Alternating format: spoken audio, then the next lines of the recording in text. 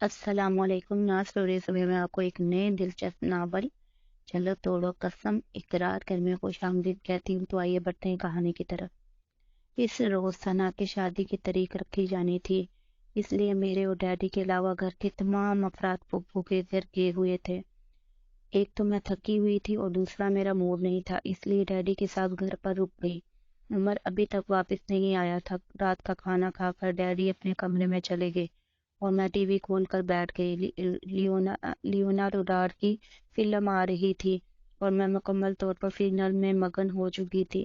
Hero heroine قابل اعتراض حد تک ایک دوسرے کے قریب بیٹھے ہوئے تھے جب لاؤنج کا دروازہ کھول کر عمر اندر داخل ہوا۔ اسے آتا دیکھ کر میں نے بے ساختہ انداز میں فوراً ہی ریموٹ سے چینل بدل کر BBC لگا دیا۔ اپنی بے اختیاری پر مجھے بہت غصہ آیا۔ کیا میں اب چھوٹی سی بچی ہوں جس کی ماما سے وہ شکایت کرے گا کہ چھوٹی ممی یہ موٹی پتہ نہیں ٹی وی پر کیا دیکھ رہی تھی؟ میرے سلام کا جواب دیتا ہوا وہ میرے بغل والے صوفے پہ بیٹھ گیا۔ پتہ نہیں اس نے مجھے چینل بدلتے دیکھا تھا یا نہیں، میں اس کے چہرے سے کوئی اندازہ لگانے میں ناکام رہی۔ کیا بات ہے، بڑا سناٹا ہے، سب لوگ کہاں گئے ہوئے ہیں؟ گھر میں پھیلی ہوئی خاموشی محسوس کر کے وہ بولا تو میں نے مختصر لفظوں میں سب کی غیر موجودگی کا سبب بتایا، اور پھر ہم مما کی ہدایت کے پیش نظر میں نے اسے کھانے کا پوچھا۔ آپ کھانا کھائیں گے؟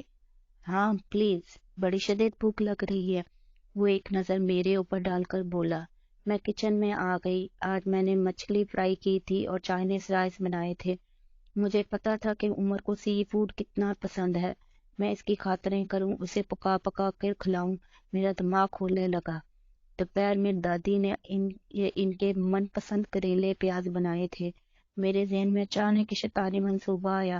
میں نے مچھلی اور چاول دونوں جلدی سے فریزر میں رکھ دیے، خوب ڈونگا بھر کر کریلے نکالے، کچن پر کریلوں کا ڈونگا، سلاد کا پیالہ ہاٹ پاٹ میں رکھ کر بے چینی سے اس کا انتظار کرنے لگی۔ وہ کپڑے چینج کر کے کچن میں آ گیا اور کرسی پہ سیٹ کر بیٹھ گیا۔ میں یہ تماشا اپنی آنکھوں سے دیکھنا چاہتی تھی، اس لیے جان بوجھ کر دو کیبنٹ میں سے سامان کھول کر اس طرح پوز کرنے لگی جیسے کچھ ڈھونڈ رہی ہوں۔ اس کے چہرے پر کوئی تاثرات، کوئی تغیر واقعہ نہ ہوا۔ وہ بغیر کوئی حیرانی یا ناپسندگی کی ظاہر کیے بغیر پلیٹ میں کریلے نکالنے لگا، ہاٹ پاٹ میں سے روٹی نکال کر کریلوں کو یوں کھانے لگا جیسے اس سے اچھی کوئی نعمت اور ہو ہی نہیں سکتی۔ میں تھوڑی دیر بعد اس سے دیکھتی رہی، وہ بڑی رغبت سے کھانا کھاتا ہوا نظر آیا، اور تو اور سلاد کی طرف نظر اٹھا کر بھی نہ اس نے دیکھا۔ پھر میرے دیکھتے دیکھتے ایک نہیں پوری 3 روٹیاں کھا گیا۔ میری طرف دیکھتے ہوئے مسکرا کر بولا، بڑی شدید بھوک لگ رہی تھی، اصل میں لنچ کرنے کا ٹائم نہیں ملا تھا۔ میں اپنی حیرانگی چھپاتے ہوئے گردن ہلا کر فریج میں سے اس کے لیے رس ملائی نکالنے لگی جو ماما نے بطور خاص اس کے لیے بنائی تھی۔ خود پر قابو پاتے ہوئے میں نے اس سے چائے کا پوچھا تو اس نے گردن ہلا دی۔ کھانا کھا کر وہ واپس لاؤنج میں جا بیٹھا۔ میں چائے لے کر آئی تو چینل بدل چکا تھا، وہ ٹی وی پر دی فلم چل رہی تھی۔ میرے ہاتھ سے چائے کا کپ لیتے ہوئے بولا، ٹھہر آؤ، تم بھی بیٹھو۔ نہیں، ابھی مجھے نماز پڑھنی ہے۔ میں انکار کر کے اپنے کمرے میں چلی آئی اور سوچتی رہی، کیا اتنے سالوں میں اتنا عرصہ طویل ہو جاتا ہے کہ بندے کی پسند اور ناپسند بدل جائے؟ مجھے معلوم تھا کہ میری طرح کریلے سے زہر لگتے تھے، مگر اس نے آج مجھے حیران کر دیا۔ کچن میں رول بناتے ہوئے میں بڑے سریلے انداز میں گنگنا رہی تھی، وہ عشق جو ہم سے روٹ گیا، اس کا حال سنائے کیا؟ مجھے اپنے پیچھے کچھ آواز سنائی دی تو میں مڑ کر دیکھا تو دک سے رہ گئی۔ عمر کیبنٹ کھولے اس میں کچھ ڈھونڈ رہا تھا۔ میں نے زبان دانتوں تلے دبائے کچھ شرمندہ سی کھڑی تھی۔ بھلا کیا فائدہ تھا؟ فریدہ خانم بننے کی کیا ضرورت تھی؟ ان مصوف کو یہاں آنے کی کیا ضرورت تھی؟ مجھے اپنی طرف دیکھ کر وہ بڑی سنجیدگی سے بولا، پتی کہاں ہے؟ میں نے آگے بڑھ کر چائے کی پتی نکال کر دی تو وہ چولہا جلا کر اپنے لیے چائے بنانے لگا۔ میں نے اخلاقاً بھی نہیں سے پوچھا کہ لاؤ میں بنا دوں، اور دوبارہ اپنے کام میں کرنے لگی۔ وہ چائے بنا کر چلا گیا تو میں نے کب کا رکا ہوا سانس بحال کیا۔ اس کے سامنے اتنا فضول کھانا کھانے کی کیا ضرورت تھی؟ مجھے اپنے آپ پر بہت غصہ آ رہا تھا، پتہ نہیں وہ کیا سمجھتا ہوگا۔ رات کے کھانے کے بعد میں کمرے میں بیٹھی میگ پڑھ رہی تھی، دروازے پر دستک ہوئی تو میں نے اٹھ کر دروازہ کھولا۔ سامنے ہی عمر کھڑا تھا۔ میں اپنی حیرانگی چھپا نہیں پائی۔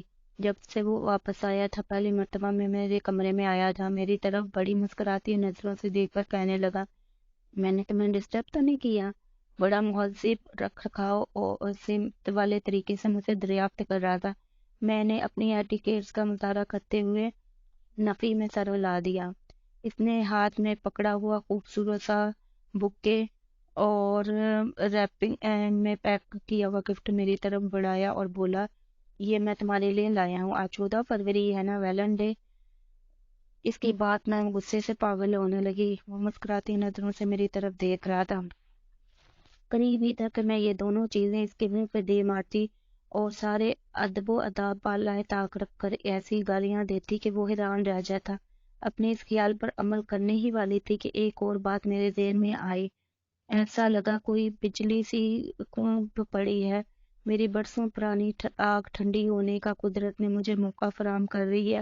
میں کیوں انکار کرتی، اس لیے جو غصے میں لال پیلی ہونے لگی تھی، ایک دم چہرے کے تاثرات پر تمس کرانے لگی۔ وہ دونوں چیزیں میرے ہاتھ میں دے کر بولی، تھینک یو سو مچ۔ وہ بڑے غور سے میرے چہرے کے تاثرات دیکھ رہا تھا۔ میرے شکریہ کہنے پر بڑا ہنسا۔ اس کی بے موقع ہنسی میری سمجھ سے باہر سے۔ میں نے گھر سے دور رہ کر اتنے سالوں میں سب سے زیادہ تمہیں مس کیا۔ کیا تم نے مجھ سے مس کیا؟ اس کے محبتوں سے چور لہجے پر میرا دل چاہا کہ اس کا دماغ ٹھکانے پر لگا دوں، لیکن خود پر چپت کرتی ہوئے مسکراتی ہوئے بولی، ہاں۔ پھر سامنے سے ہٹتے ہوئے سے بولی، آئیے اندر آئیے نا۔ میں اپنے ارادوں کی بھنک اس تک نہیں جانے دینا چاہتی تھی۔ بس اب میں چلوں؟ اس کے جواب پر میں نے سر ہلایا اور بولی، پھولوں کا شکریہ، بہت خوبصورت پھول ہے۔ میں نے بڑی ادا کے ساتھ مسکرا کر کہا، آخر تھی تو میں اس کی کزن، اتنی مکاری تو کر سکتی تھی۔ میری بات پر وہ بڑی شریر سی مسکراہٹ سے میری طرف دیکھتے ہوئے بولا، تمہاری پسند کرنے کا بہت شکریہ، اور اپنے کمرے کی طرف بڑھ گیا۔ میں بیڈ پر بیٹھی کتنی دیر تک کھولتی رہی۔ اس خبیث کی یہ جرأت ہے مجھے ویلنٹائن ڈے پر پھول اور گفٹ کرے، جیسے تو میں اس کے طرف سے اظہار عشق کے لیے مری جا رہی تھی۔ گفٹ کے اوپر کارڈ کھول کر پڑھا تو اس میں ویلنٹائن ڈے کے حوالے سے بڑی خوبصورت باتیں لکھی تھی۔ گفٹ کھولنے کی میں نے ضرورت محسوس نہ کی۔ بیٹا، آج تمہاری ساری خباثتوں کی سزا نہ دی تمہیں تو تابہ فروخی نام نہیں۔ میں ایک عزم کے ساتھ کھڑی ہوئی، ہاتھوں میں بکے اور گفٹ اٹھا کر کمرے سے باہر نکلی۔ میرے تصور میں دادی کا غصے سے چور چہرہ نظر آیا۔ عمر، تمہیں شرم آنی چاہیے، میری معصوم بوتی سے عشق لڑاتے ہوئے۔ پھر ماما سامنے آئیں۔ عمر بڑی ملامتی نظروں ڈالتی ہوئی کہتی، ارے ڈائن بھی صاحب گھر چھوڑ کر کہتی، تم نے اپنے ہی گھر میں نقب لگائی ہے۔ ڈیڈی غصے سے چیختے ہوئے کہتے، دفعہ ہو جاؤ میری نظروں سے، بغیرت، بے حیا، اپنے گھر کی عزت پر نظر ڈالتے ہوئے ہو کمینے۔ اس کے بعد ممی اٹھتی، ایک زوردار تھپڑ اس کے منہ پر دے مارتی اور کہتی، عمر، تم نے ہمیں صوفیہ اور احسان سے نظر ملانے کے قابل نہیں چھوڑا۔ یہ خوش کن نظارہ انشاءاللہ تعالیٰ کچھ دیر بعد اپنی آنکھوں سے دیکھوں گی۔ ابھی جب میں آنکھوں میں آنسو بھرے یہ تمام چیزیں مما کو دکھائیں گے تو یقیناً سب یہی کچھ ہوگا۔ اسے نظروں سے گرانے کی خواہش میری برسوں پرانی خواہش تھی، آج اس کی تکمیل ہو جائے گی۔ پھر اس قدموں سے سیڑھیاں چڑھ کے میں لاؤنج میں داخل ہوئی تو سب وہاں موجود تھے۔ ہاں، اس کی ذلت کا تماشا دیکھنے کے لیے سب کو موجود ہونا چاہیے۔ میں نے کسی کو منہ لگائے بغیر کہنا شروع کر دیا، شاید آج میرے انتقام کی آگ ٹھنڈی ہو جائے۔ ممی، دادی اور مما ایک صوفے پر بیٹھی ہوئی تھی، پاپا اور ڈیڈی دوسرے صوفے پر، جبکہ عمر اور مریم فلور کشنز پر بیٹھے ٹی وی دیکھ رہے تھے۔ مجھے لاؤنج میں آتا ہوا عمر کے علاوہ کسی نے نہیں دیکھا۔ مجھے دیکھ وہ بڑے طنزیہ انداز میں، بھرپور انداز میں مسکرایا۔